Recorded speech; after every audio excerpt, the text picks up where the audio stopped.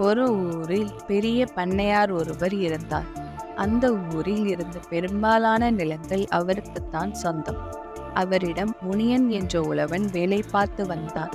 அவனுக்கு குடிசை ஒன்றும் சிறிதளவு நிலமும் இருந்தன. பண்ணையாரிடம் வந்த அவன், ஐயா, எல்லா நிலத்திலும் உழுது விதை நட்டு விட்டார்கள். என் நிலம் மட்டும்தான் வெறுமனவே உள்ளது.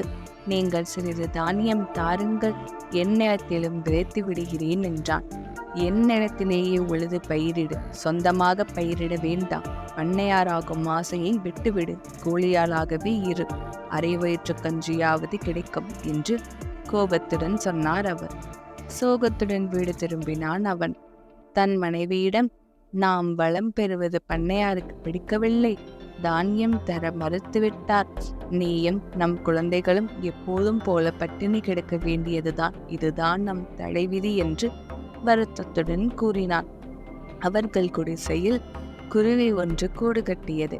இதை பார்த்த அவன் மனைவி, நம் குடிசை புயலுக்கும் மழைக்கும் எப்பொழுது விழுமோ என்று நாம் அஞ்சுகிறோம், இங்கு வந்த குருவி கூடு கட்டுகிறது பாருங்கள் என்று கணவனிடம் சொன்னான்.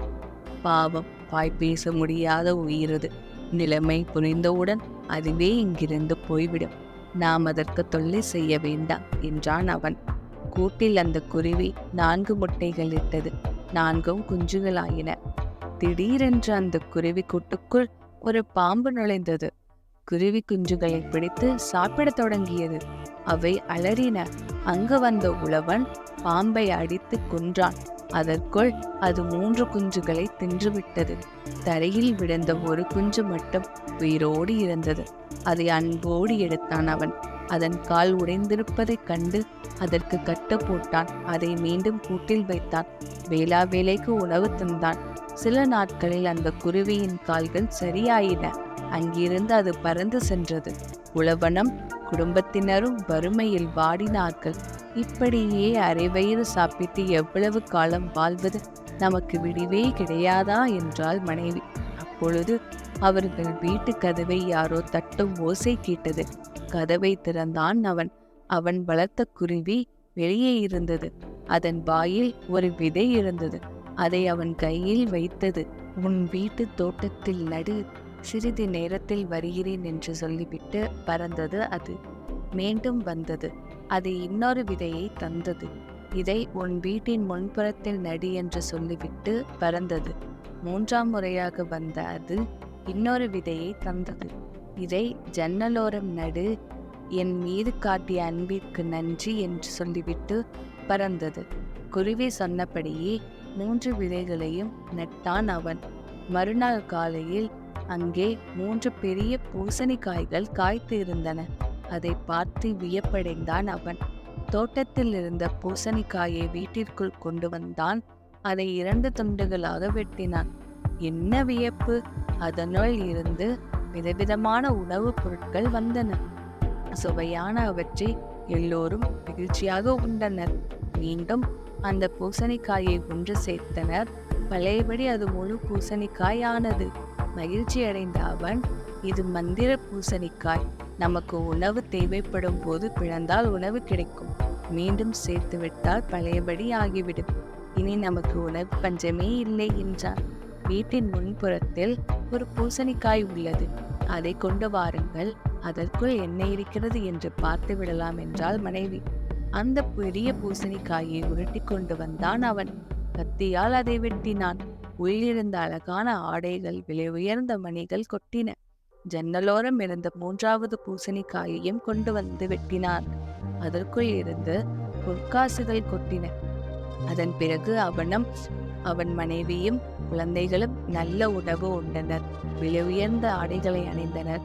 மிகப்பெரிய வீடு ஒன்றை கட்டத் தொடங்கினார்கள். உழவன் சில நாட்களில் பெரும் செல்வந்தனானதை அறிந்தான் பண்ணையார். அவனிடம் வந்த அவர், டேய் முனியா, உனக்கு எங்கிருந்து இவ்வளவு செல்வம் கிடைத்தது? உண்மையை சொல் என்று கேட்டார். அவனும் நடந்ததையெல்லாம் அப்படியே சொன்னான். தன் மாளிகைக்கு வந்தார் அவர். எப்படியாவது மேலும் செல்வம் சேர்க்க வேண்டும் என்று நினைத்தார் பண்ணையார். வீட்டில் மேல் பகுதியில் குருவி கூடு ஒன்றை அவரே செய்தார். அவரும் குருவிகள் அதில் தங்கும் என்று எதிர்பார்த்தார். அவர் எண்ணம் ஈடேறியது. ஒரு குருவி வந்து அந்த கூட்டில் தங்கியது. 4 முட்டைகள் இட்டது.